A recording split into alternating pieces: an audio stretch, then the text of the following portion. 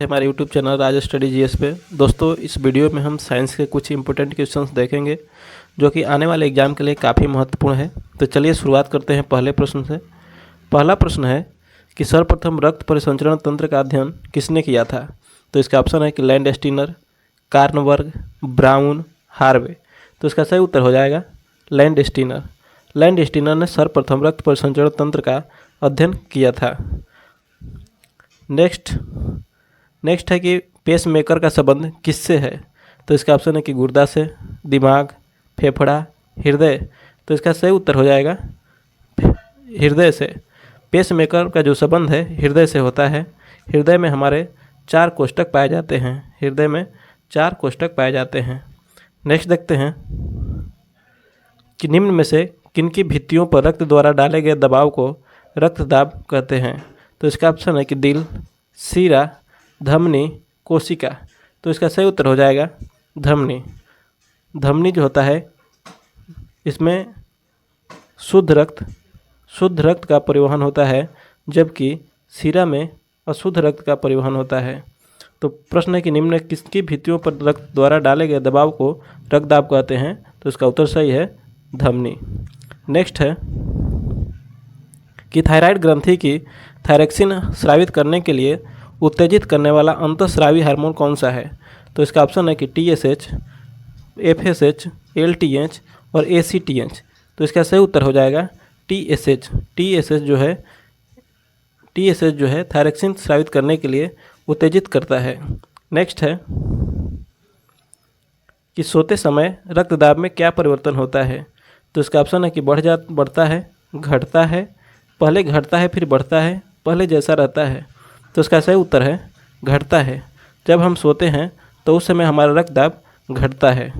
Next है कि रुधिर दबाव मापक यंत्र है।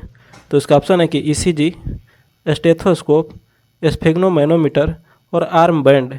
तो इसका सही उत्तर हो जाएगा स्फेग्नोमैनोमीटर।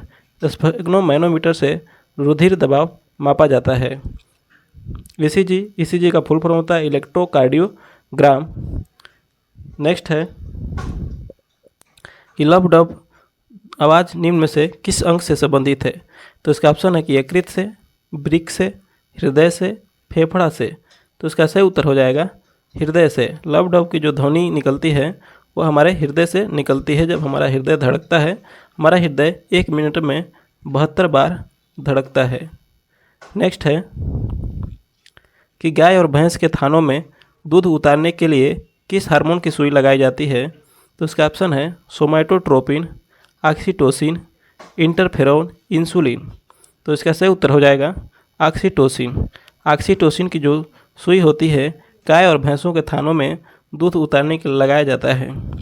इंसुलिन का स्राव अग्नाशय के द्वारा होता है। अग्नाशय के या बीटा सेल से निकलता है।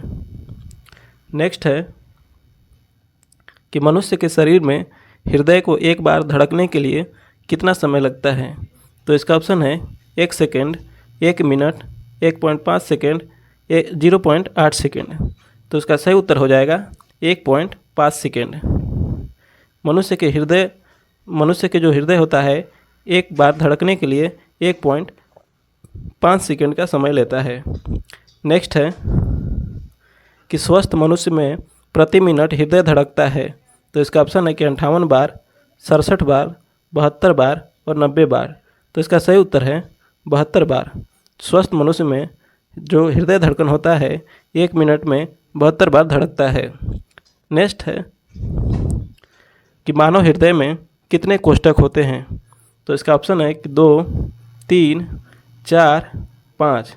तो इसका सही उत्तर हो जाएगा 4। मानव हृदय में 4 कोष्ठक पाए जाते हैं, जिसमें से एक होता है दायां अलिंद, एक होता है दायां नीलय और एक होता है बायां अलिंद और बायां नीलय।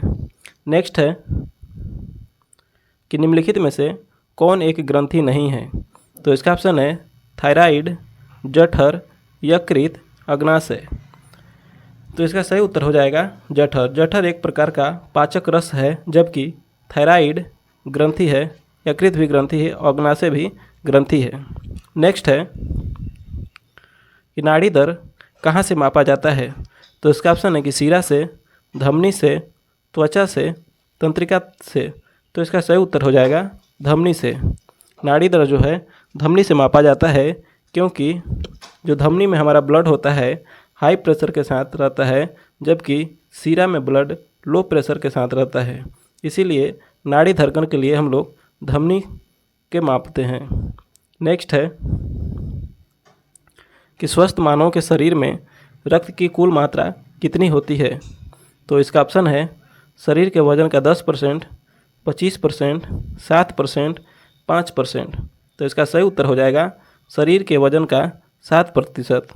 जो स्वस्थ मानव शरीर में शरीर के वजन का 7% रक्त पाया जाता है, जो सामान्यतः 5 से 6 लीटर होता है। नेक्स्ट है कि मानव शरीर में रुधिर बैंक का कार्य कौन करता है? तो इसका ऑप्शन है कि प्लीहा, फेफड़ा, हृदय और यकृत।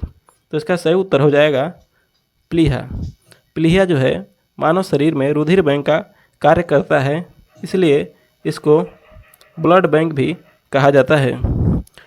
फेफड़ा जो होता है रुधिर का फिल्ट्रेशन करता है, और हृदय जो है हमारे रक्त को पंपिंग करता है। नेक्स्ट है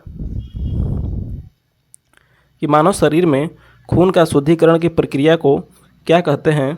तो इसका ऑप्शन है कि डायलिसिस, हीमोलिसिस, ओस्मोसिस और पैरालिसिस। तो इसका सही उत्तर हो जाएगा डायलिसिस। मानव के शरीर में जो खून का शुद्धिकरण होता है उस प्रक्रिया को हम डायलिसिस कहते हैं, और शुद्धिकरण की प्रक्रिया हमारे फेफड़ा में होता है। नेक्स्ट है कि रक्त में लाल रंग निम्न में से किसके कारण होता है? तो इसका ऑप्शन है कि प्लाज्मा के कारण, हीमोग्लोबिन के कारण, आरबीसी के कारण, डब्ल्यूबीसी के कारण। तो इसका सही उत्तर हो जाएगा हीमोग्लोबिन के कारण। हमारा जो रक्त का रंग लाल हीमोग्लोबिन के कारण होता है, और इसमें पाया जाने वाला तत्व आयरन होता है। आयरन होता है। नेक्स्ट है कि शरीर में हीमोग्लोबिन का कार्य क्या है? तो इसका ऑप्शन है कि ऑक्सीजन का परिवहन, जीवाणुओं का नाश, रक्ताल्पा का निवारण, लौह का उपयोजन। तो इसका सही उत्तर हो जाएगा ऑक्सीजन का परिवहन। हमारे शरीर में हीमोग्लोबिन का कार्य ऑक्सीजन का परिवहन करना होता है। नेक्स्ट है कि कौन सी रक्त वाहिकाएँ साफ रक्त फेफड़ों से हृदय में ले जाती है? तो इसका ऑप्शन है कि फुफ्फुस धमनी, हृदय धमनी और हृदय शिरा और फुफ्फुस शिरा। तो इसका सही उत्तर हो जाएगा फुफ्फुस शिरा। फुफ्फुस शिरा के द्वारा साफ रक्त जो होता है फेफड़े से हृदय में आता है, जबकि फुफ्फुस धमनी के द्वारा अशुद्ध रक्त हमारे शरीर से फेफड़े की ओर जाता है। नेक्स्ट है कि किसके मौजूदगी के कारण शरीर के भीतर रक्त जमता नहीं है? तो इसका ऑप्शन है फाइब्रिन, प्लाज्मा, हीमोग्लोबिन, हेपेरिन। तो इसका सही उत्तर हो जाएगा हेपेरिन। हेपेरिन के कारण जो हमारा ब्लड होता है वह जमता नहीं है। नेक्स्ट है कि लाल रक्त कणिकाएँ किस नाम से जानी जाती हैं? तो इसका ऑप्शन है इरेथ्रोसाइट्स, ल्यूकोसाइट्स, थ्रोम्बोसाइट्स, इसिनोफिल्स। तो इसका सही उत्तर हो जाएगा एरिथ्रोसाइट्स। लाल रक्त कणिकाओं को हम इरेथ्रोसाइट्स के नाम से जानते हैं, जबकि श्वेत रक्त कणिका को ल्यूकोसाइट के नाम से जाना जाता है। नेक्स्ट है दोस्तों, इस वीडियो में आपको यदि अच्छा लगा क्वेश्चन तो लाइक करें, कमेंट करें। यदि चैनल पर नए हों तो चैनल को सब्सक्राइब करें। जय हिंद।